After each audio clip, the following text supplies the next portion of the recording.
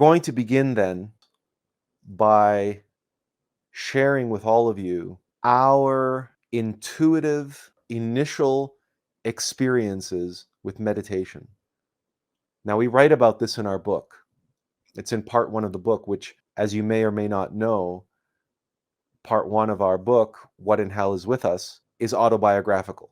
And we describe how, at roughly the age of 5, we began to meditate. Now, here's the catch. A 5-year-old does not know he is meditating. A 5-year-old, certainly one who grew up in a Catholic family in a Western country, who was never even exposed to the word meditation, had no idea that he was doing this practice called meditation. In other words, we had never learned how to meditate.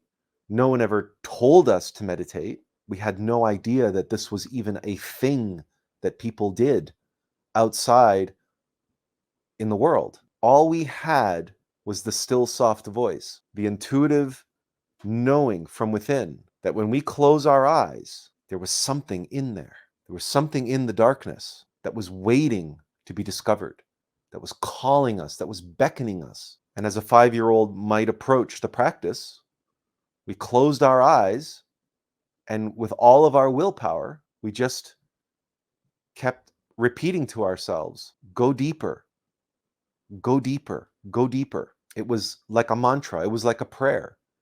We knew there was something in there. We didn't know what. We didn't know what to expect. We didn't know what we would find. And for many attempts, we found nothing, except perhaps the appearance of sort of those psychedelic colors that one might see if one closes one's eyes very tightly or applies gentle pressure to one's eyelids when they are closed, especially if one is doing this during the day and there's daylight coming in, and the play of light on the eyes. And of course, if the eyes roll into the back of the head, as one does when one sleeps, then we can have many visions, many types of visual phenomena taking place when we close our eyes and when we focus and concentrate. The concentration begins to play with the blackness, and we find that in the blackness there is movement, there is light, and indeed, the more we focus, the more we concentrate, we will even discover there can be a focal point out of which images can emerge in our mind's eye as clear as day. Now, we're getting a little ahead of ourselves, but the point is we began to meditate at the age of 5, not knowing how, and not even knowing that this thing existed, or that the word existed, or that the practice existed. So, as a 5-year-old might, closes his eyes tightly and concentrates, and with great willpower and great intent longs to connect with what is in there. And after many failed attempts in the afternoons for who knows how long, because how does a 5-year-old track time? How accurately do we judge time? If you recall back to your own childhood, you know that entire afternoons would pass by in what seemed like minutes, when all of a sudden you were being called to come home for dinner, and you could swear you just had lunch and you have no idea where the time flew. Sometimes we can experience that even today in meditation. This morning, our morning meditation, as usual, lasted about an hour, but this morning's meditation, for whatever reason, felt like it went by in 5 minutes. So the interesting thing about when we enter into meditation, like when we are doing anything with great intent and concentration and focus, the outside world can vanish. It's like we put on these blinders and we become fixated upon what we are doing. We all have experienced this in multiple ways at multiple times, where hours have passed and they seem like minutes. And in one fateful day, when we were trying to reach whatever it was that was inside when we closed our eyes, that we knew that was something in there, we experienced what Buddhists and others might refer to as a samadhi or ecstasy, a moment of clarity, a moment of insight. We had an experience in meditation, which was transformative, which would essentially change our lives and change the way we began living our life.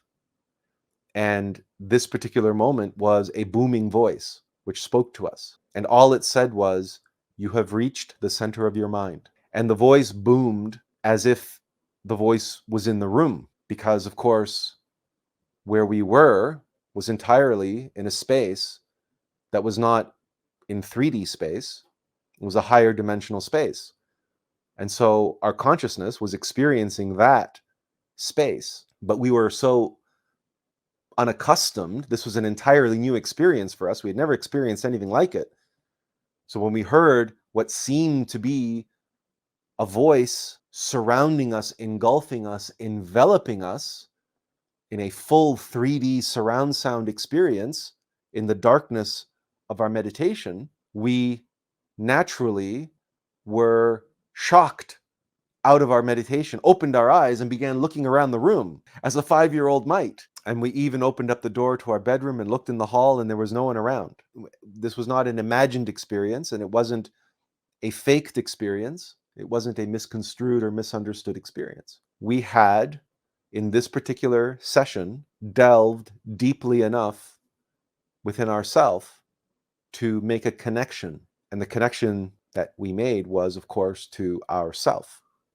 Attila had heard the voice of Atlas, and we would not have another experience like that in meditation for decades. But it didn't matter, because every time we closed our eyes, we knew that there was something in there, that there was a voice, that it had a voice, whatever it was, whoever it was. As we write in our book, this voice didn't have a name yet from Attila's perspective, from this 5-year-old's perspective, from this mortal being who just had shut his eyes and followed his intuition. He just, this knowing that there was something in there. All he had was this voice, but the presence that went with the voice and the confidence, the certainty, the absolute nature in which the voice had made itself known gave us the absolute certainty that I was right.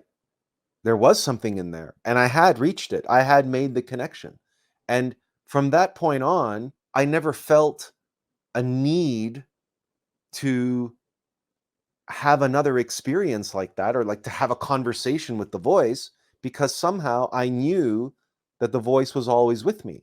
And I began to recognize slowly, as I developed through childhood and into adolescence, that the nature of this presence, this voice that's always there, it made itself known as the still soft voice. It made itself known as the response to beauty and truth, the center of my being, which glowed and overwhelmed me with its love or compassion or recognition of beauty that, for example, would bring tears to my eyes in certain films or other experiences. And the whispering of the still soft voice, I knew that that still soft voice had made a special exception in that meditation that I had experienced at the age of 5. That the still soft voice made itself known as a voice proper. But from then on, I was content, I was satisfied. I had made the connection. I had proven to myself with evidence, with experience, that there was indeed something in there. And it was possible to connect with it.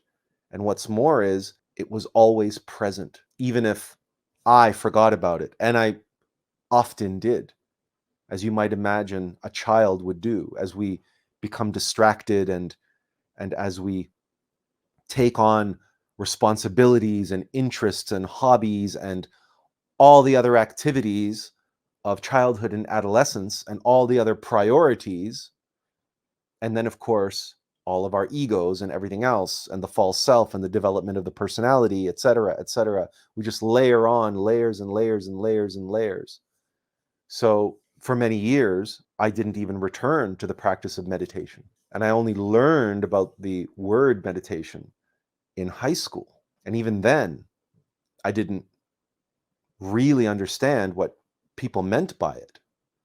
And the more that I learned about it, the more I said, well, I think that's what I did and do on occasion. And certainly when I heard about Samadhi and when I began meditating in earnest again and began having experiences again, this is when I finally made the connection as an adult. And by this point, I had learned the name of Attlas as well. And it was only as an adult and a regular meditating adult that I made the connection all the way back to my youth, that I actually began meditating at the age of 5 in a very primitive, childlike manner. But why would we recount this story for you? Because in this story is a profound clue. And within our experience, there is a profound gift of knowledge that you can take with you into your meditative practices.